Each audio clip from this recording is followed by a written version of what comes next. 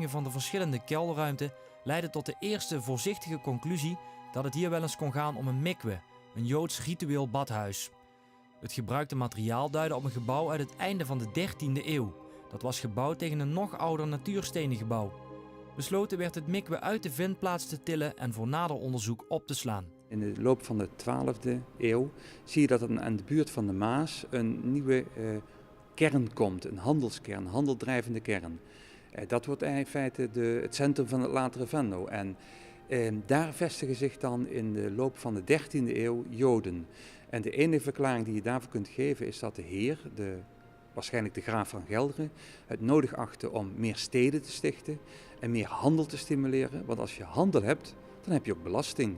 Joden waren in die gemeenschap gezien omdat ze inderdaad een deskundigheid met zich meebrachten die anderen niet hadden. Meestal waren er 3 soorten van deskundigheden. Ze waren ervaren handelaars. En dat kwam van pas in een stad als Venlo, die bloeide, die furoren begon te maken als handelsstad, als Maashandelsstad. Ze waren bovendien ervaren geldwisselaars, bankiers. Ze konden leningen verstrekken. En op de derde plaats hadden ze vaak ook nog een andere specialistische kennis, bijvoorbeeld medische kennis. We weten dat in het begin van de 15e eeuw er een Joodse arts uit Keulen naar Venlo komt om de hertog van Gelre, die dan in Venlo verblijft, om die van advies te dienen, om die een soort second opinion te geven. Een deel van de Joden in